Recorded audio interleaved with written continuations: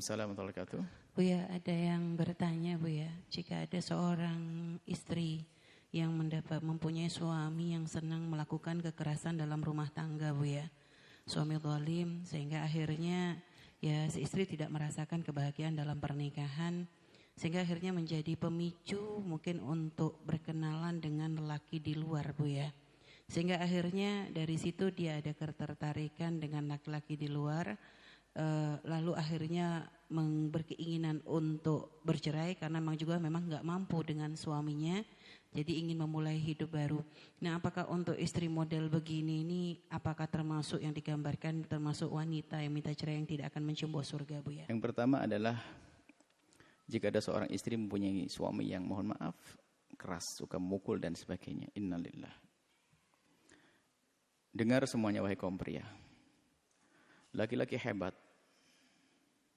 Laki-laki hebat tidak akan memukul istrinya biarpun istrinya layak dipukul.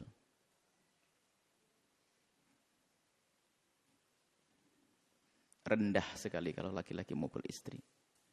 Rendah, dungu, bodoh. Kalau istilah pendidikan dalam Al-Quran, dorb itu bukan dorb itu. Wa'iduhunna wahjurhunna fil mawdaji wadribuhunna. Itu adalah mukul kecil dengan sifat hanya peringatan. Bukan buagem begini. Jadi laki-laki istimewa adalah yang tidak akan memukul istrinya biarpun layak dipukul. Jika permasalahannya adalah permasalahan yang harus diselesaikan dengan mengundang hakaman min ahliha, had min ahli wa hakaman min ahliha, penengah, datangkan penengah. Kalau sudah tidak ada, pisah, tapi tanpa harus memukul. Saya heran ada perempuan datang ke sini, mau dibuka pahanya. Ini Bu ya, saya dipukul suami saya, tidak usah dibuka di sini. Sama lehernya biru, ajib. Kalau mukul sampai biru itu kerasnya kayak apa? Saya kepukul, saya ketendang, kesenggol apa aja sakitnya setengah mati, padahal nggak biru-biru amat. Innalillah. Banyak orang-orang dungu. Jadi laki-laki yang benar-benar laki-laki. Laki gedung itu yang suka mukul istri. Na'udzubillah. Nabi menganggap ini sebuah kedunguan, kebodohan, kedunguan. Kenapa? Siang harinya dipukul, malamnya digauli. Kan gila dia. Gila dia, laki-laki gila. Baik, sisi lain wanita, jika mempunyai suami yang suka menempeleng, maka sesungguhnya, kalau sudah suaminya zalim semacam itu, dia berhak meminta cerai. Demi kebaikan dia. Cuman pasca cerai, setelah cerai sendiri perjalanan hidup. Kira-kira setelah cerai kan tidak langsung mendapatkan yang halal. Maka seorang istri yang ingin minta cerai harus pastikan urusannya takut kepada Allah. Setelah cerai menjanda, kira-kira aman tidak dirimu urusan kehormatanmu? Maka mempunyai suami yang suka setiap hari nempeleng dia lebih bagus daripada setelah dicerai, setelah minta cerai, pisah menjanda, lalu berzina menjadi wanita hina. Maka yang dipikirkan adalah setelah perpisahan itu mampu tidak dirimu untuk pisah dengan suamimu? Kamu didapat tempelengan, tapi kebutuhan pribadimu terpenuhi.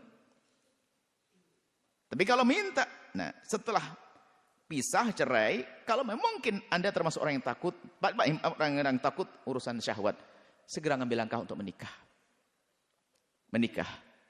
Dan menikah sendiri ya tentunya cara menikahnya adalah menikahnya orang yang ingin menghindar dari dosa, bukan seperti dulu waktu Anda pernah menghindar. Mungkin kalau orang menikah biasa ingin mendapatkan 5, nafkah, anak, ini. Cuman karena Anda ingin menghindar dari dosa, menikahlah cukup dengan 2 saja.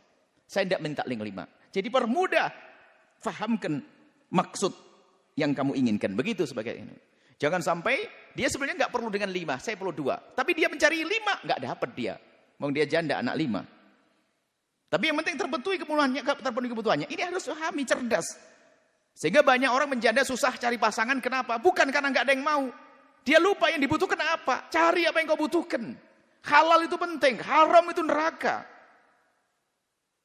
Ini kalau ternyata suaminya semacam itu, suaminya zalim, maka sah, berhak dia untuk minta cerai. Akan tapi ada poin yang perlu diperhatikan. Dia mulai ngelirik laki-laki gara-gara suaminya sering menempeleng.